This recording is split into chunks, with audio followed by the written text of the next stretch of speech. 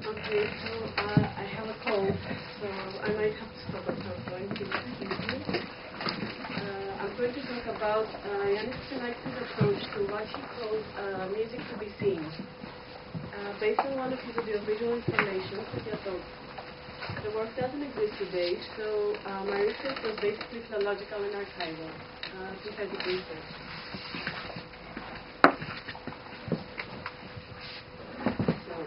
Artistic practices based on new technologies are often misconstrued as a comparatively recent phenomenon, with early examples being largely ignored by the canonical histories of art. Revisiting the Diatope, an automated light and sound installation by Iannis Xenakis, we argue that it constitutes an early attempt to create an immersive audiovisual experience entirely based on digital technology. Sorry, I suggest if you want to read closer here, and we can turn the computer or whatever if you need. That will be easier for the people. You can talk maybe in the front or here because it's not. But that's really so much. Or just because it's not number 20 here. It's okay with that? No, I know. But that frequency is much better. It's okay.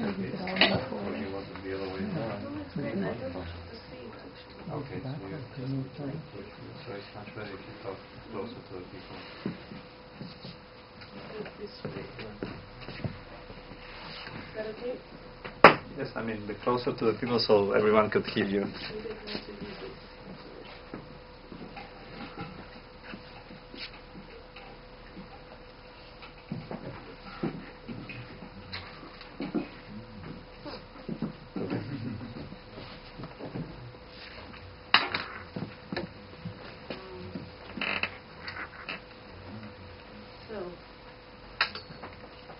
Revisiting the Diatope, an automated light and sound installation by Iannis Xenakis, we argue that it constitutes an early attempt to create an immersive audiovisual experience entirely based on digital technology. Xenakis' pioneering work, both as a composer and architect, has been widely recognized and thoroughly researched. However, this is not the case for his contribution to so-called media art. From 1968 to 78, he created a series of audiovisual installations known as the polytopes, as he himself called them, of which the Diatope was arguably the most ambitious project. With the polytopes, Xenakis articulated his coherent vision of a, quote, synergy of art and technology, end quote, an abstract, automated art that unfolds in space and time. We will therefore seek to enhance our understanding of the work that has become obsolete and to examine the ways that the oral and the visual were negotiated within the work. According to Xenakis, this is dramatic war experiences, Homerian bombings, and the strong impression of natural phenomena that formed the origins of his concepts for a holistic approach to art. But apart from such influences, it was arguably his collaboration with Le Corbusier, and particularly his experience as project architect of the Philips Pavilion, that profoundly influenced his artistic practice in this area.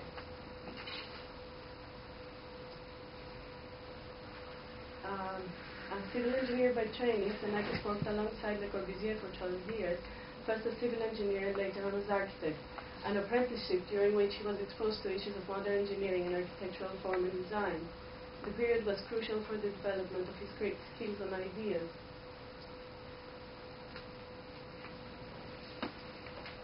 It was during this period that he also developed his visual thinking, that is, his design and drawing skills. Many of his innovations in music would be first materialized graphically on green paper and only subsequently transferred to traditional musical notation. Xenakis profited also as a composer, especially with regards to method. He discovered common elements and working methods between music and architecture, as the large-scale effect of the architectural design demonstrated to him the ability to think architecturally with regard to temporal phenomena. Reversely, he applied this mode of thinking to the design of the Philips Pavilion that was directly influenced by his composition Metastasis. The dimensions of the pavilion were developed according to Le Corbusier's modular, whilst the pavilion hyperbolic structure was based on the formative structure of his piece Metastasis, composed some years earlier. This is a characteristic example of Xenakis' theory of meta-art, as he called it, according to which any artistic expression can be realized mathematically, can be translated in any artistic medium. The Philips Pavilion hosted one of the first electronic installations to combine film, light, and specialized music in an immersive environment, the poem Electrónicas. Xenakis was project architect of the Philips Pavilion and designer of the sound roots of Garbaret's composition Poème Electronique and his own brief electroacoustic piece Concrète PH. This proved an invaluable experience. The Philips Pavilion was a true model and stimulation for his subsequent polytopes. Still, he was rather critical of the final result. He was especially particularly critical of Le Corbusier's visual component as too much narrative and figurative. Xenakis' aesthetic was much closer to abstract expression and for a more holistic approach. Excuse me.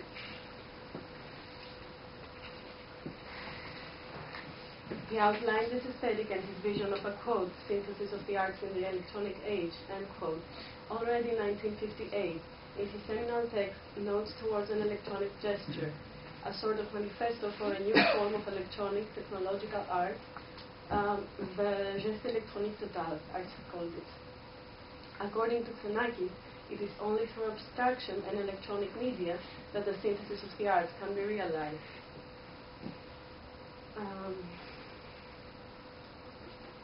According to his view, the process of musical abstraction consists of a shift towards tonality and also relies on electroacoustic techniques. Sound distribution techniques allow for the transposition of Euclidean space into acoustic space, and therefore for the organization of projected sound into veritable sonic gestures. This can, if desirable, be combined with parallel developments in the visual domain. But for Xenakis, film projection remains constrained on a single, flat screen and holds absolute obscurity, while the ultimate prerogative is for the visual arts to, quote, actually leap into space, end quote. This can be achieved, for example, by several warped screens instead of one, superimposed projections on the curved surfaces of whole walls, colored environments stemming from rhythmic and colored streams, etc. And, quote, together with this new technological art form, an architecture that is truly three-dimensional emerges, end quote. Spatial locations as well as sound parameters can now become inherent to the structure. Even though Xenakis wrote extensively and published many articles and interviews, he did not further theorize his approach to the synthesis of the arts in any systematic and direct manner. However, the aforementioned text perfectly reflects the artistic vision behind the polytopes.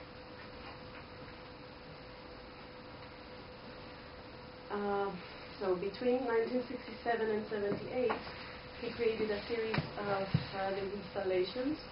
The term polytope is originally a mathematical term, which he chose as descriptive of the work's complexity. 5 polytopes were realized in total, all ambitious commissions by institutions and festivals. The polytope is based on the idea of an extensive, unified space consisting of many smaller elements whose spatial complexity is articulated by sound and light and flags. According to Xenakis, the polytope, quote, experiments with novel ways of using sound and light. It's an attempt to develop a new form of art with light and sound, end quote. The large scale of this multimedia work served their immersive quality as the audience is placed at the intersection of all these layers, immersed in abstract forms and virtual volumes of sound and light. These developed independently, not synchronously, but parallel. Xenakis insisted that the ultimate synthesis and attribution of meaning should be assigned to the spectator, who is the interpreter of the work. The polytope of Persepolis and the polytope of Mykenae extended to entire archaeological sites, and they involved mainly live performance. There were some kind of mass celebrations that took place in specific socio-political contexts. The polytope de Montreal and the polytope de Eleni were entirely automated. They were developed for a specific closed space, the French pavilion of the 67 World Expo in Montreal in the first case, and the Roman baths of Cluny in Paris in the second one. These works share much more in common with the Diatope. In both cases, Xenakis handled the architectural space as Cartesian systems composed of sonarums, speakers, or luminous points, flashes attached to the cable grid. Constructing from these axiomatic entities, forms, and virtual volumes of sound and light and movement.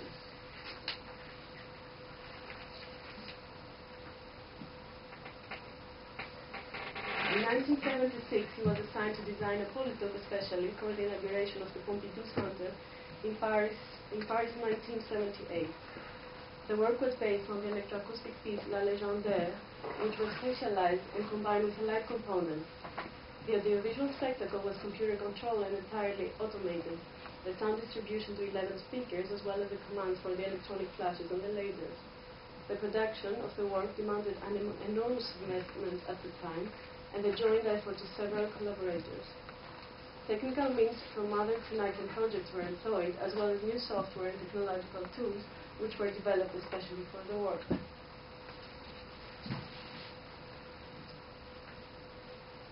The basic element that differentiates the Diatope from the other polytopes is the architectural construction, which was especially designed to host a spectacle constituting an integral part of the work.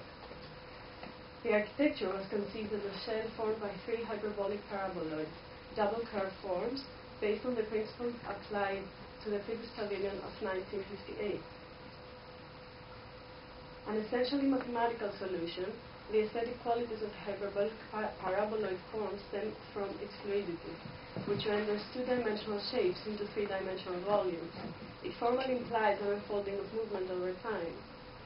The combination of several intersecting concave and convex surfaces to maximize the available free space and minimize the covering surface served also another purpose in this case. Quote, the Diatope's form, because of the laser trajectories, also had to conform to the following principle: a maximum of free volume for a minimum of enclosed surface. End quote. This architectural solution also replied to a forever present and unresolved question for Xenakis, that of which architectural form to give to musical and visual events. Quote, what architectural form is to be given to musical or visual performances? I say that there is no unique answer, but I also say that the effect of the chosen architectural form has a quasi-tactile influence on the quality of the music or spectacle performed in it. This is aside from all considerations of acoustics or of optimal proportions for visualizing or listening. The Diatope structure was self-supporting. The supporting shell consisted of a steel frame structure over which a semi-transparent red vinyl membrane was stretched, leading to openings.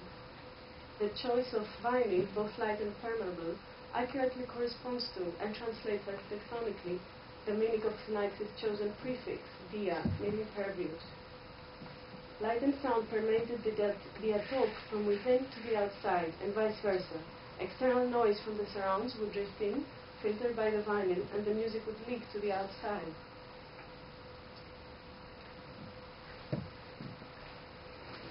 I don't have much time here. 5 minutes. Okay, so I'll skip the technical details. Well, this is a metal cable net was suspended at a 50 centimeter distance from the vinyl cover, where the electronic flashes were attached. These also formed hyperbolic paraboloids. The oral component was the electroacoustic piece for tape La Légendaire. It's a huge crescendo, and the crescendo stretching over 45 minutes with an apocalyptic climax. A formal base and arch structure. Music appears very slowly with high-pitched sounds.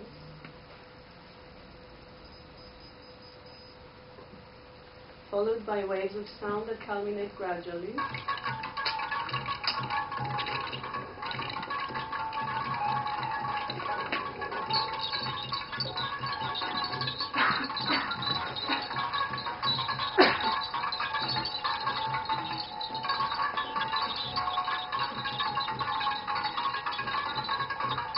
To disappear progressively afterwards.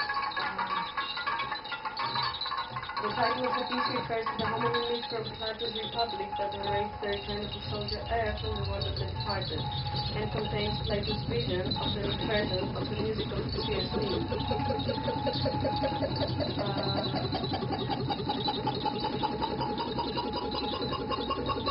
Though the original socialization program has been lost, we know that the music was received in space by 11 loudspeakers.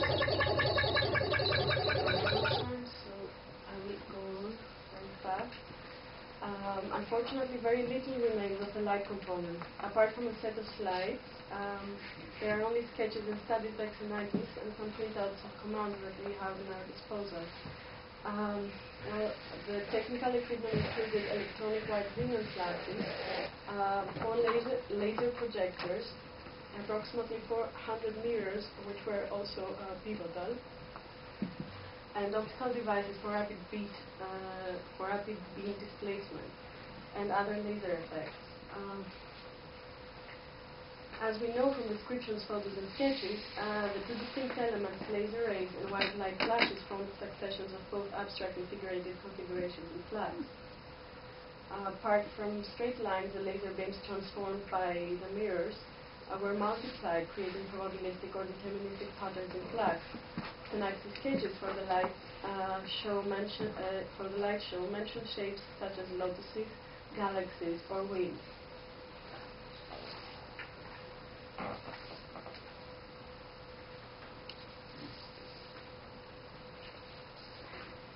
Xenakis also used poetical names to describe the configurations of the flashes. The lighting of the flashes generated all the kinds of interpenetrating, disappearing, rebounding, transforming figures. For example, also in Xenakis' language, galaxies in movement, rotating spirals that appear and disappear in total obscurity, or oscillating circles.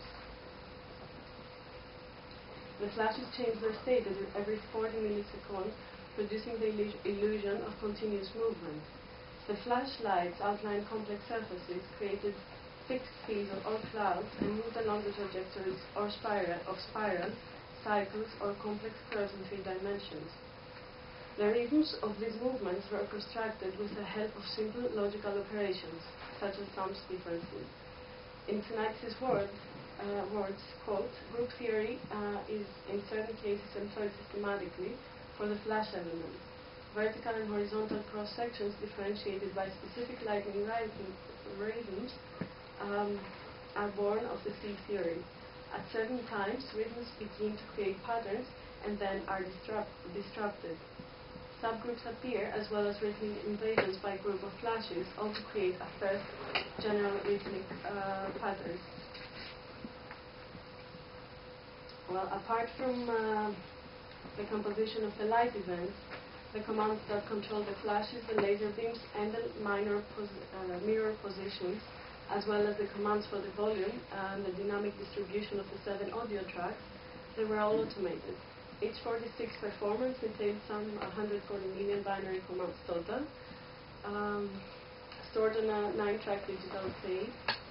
A technician coordinated the synchronized reading and execution of the tape, but it was possible to change the synchronization of the overlappings of musical and visual events. One could also reproduce only the audio or only the visual component, as Xenakis did in live presentations of the piece in Planetaria or en plein air. The light patterns were produced by mathematical functions ranging from imaginary numbers to probability distributions. Complex number transformations and probability distributions created the Brownian movements of mass events, both in the case of the light flashes and the laser beams. These patterns and events were programmed by Xenakis' assistant Cornelia Collier in Fortran 4, in an adaptation of Xenakis' program ST, a program he developed in the beginning of the 60s, composed stochastic music. In addition to these patterns, other events in life were designed freely by hand and were then translated in code. The whole visual component was organized in 2 scores, where the light composition was arranged in time, and in one case also in relation with the musical partition. The sequence of one of the 2 partitions was apparently later programmed as input data, defining at each 1/25th of a second the exact state of each flash and laser. It is difficult to define the exact visual and audio relationship due to the lack of evidence and documentation. Even though Xenakis worked on photocopies of a music partition to develop the visual events in time, apparently there was no common partition for both components.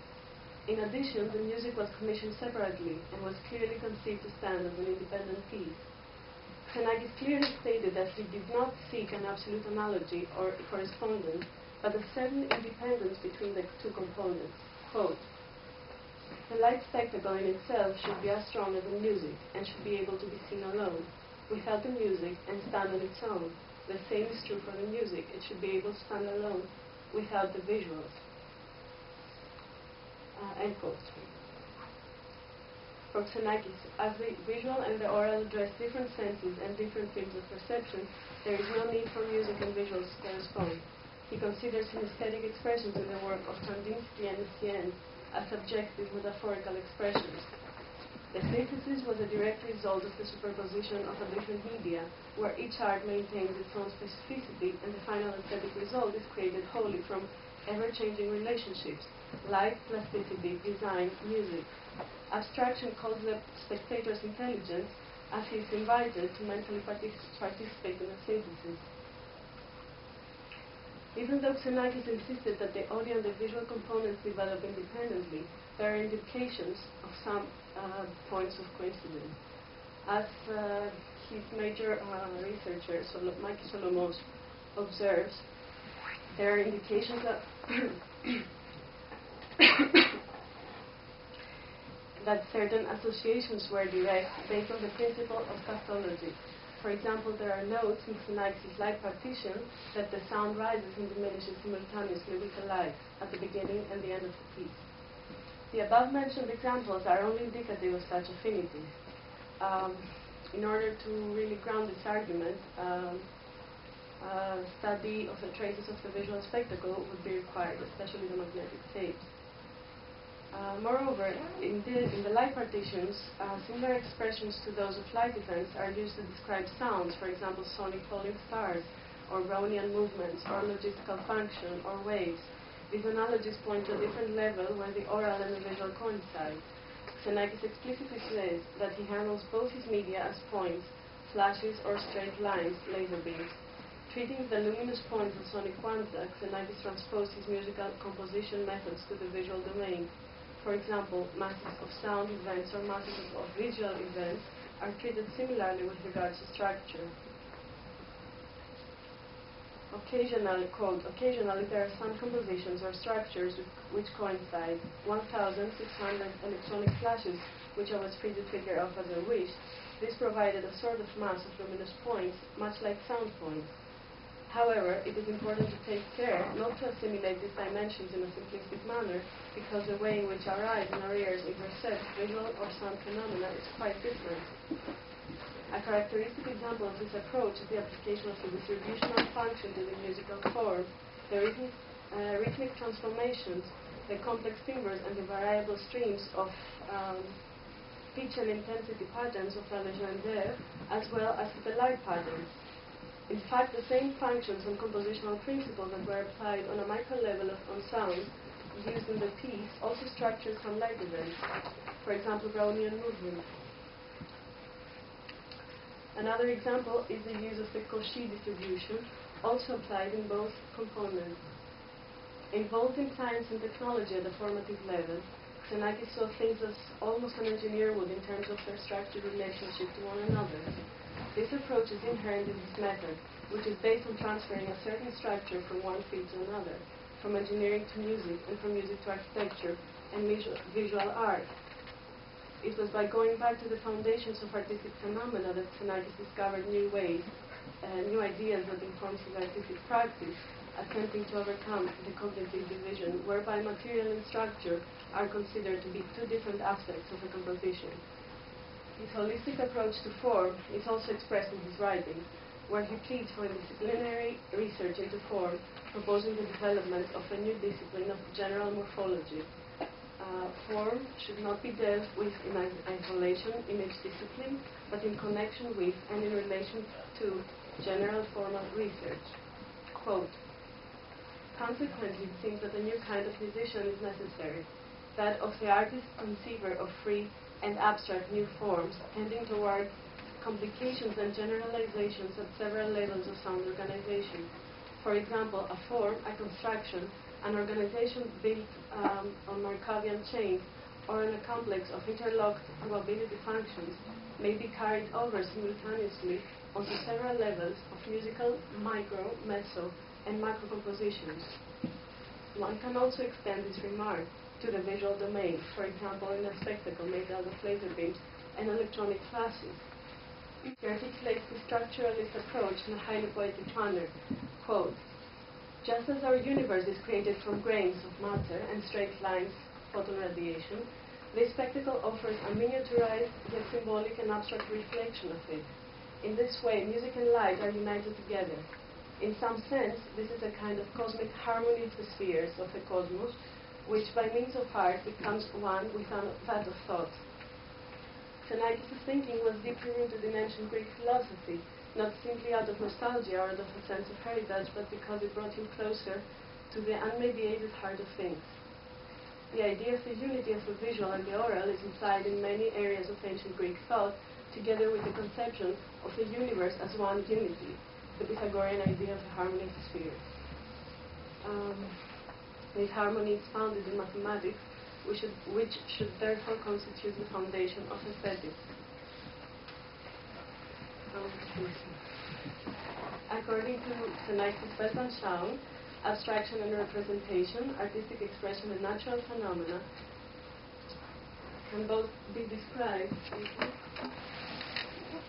as and informed by the same universal laws of mathematics and physics. This quasi-metaphysical relationship is imprinted on the structure of the constituent parts of the work and their synthesis. Through their quantification and digitization, it becomes inherent in the work's ontology and defines its aesthetic. The result is an art like music itself, without any anthropomorphic or realistic references. This is the meaning of my polytopian adventures. It is the search for a musical expression." End quote. The Diatope's immersive audiovisual aesthetic has many suggestive parallels with that of contemporary artistic production in new media and digital culture, thus offering a theoretical and historical foundation for the art historical discourse regarding the proliferation of immersive audiovisual art practices in contemporary culture. The structural relationship of the audiovisual components is central to the Diatope, and it is in this relationship that resides the digital aesthetic of the work, rendering it extremely relevant in the light of contemporary art and culture.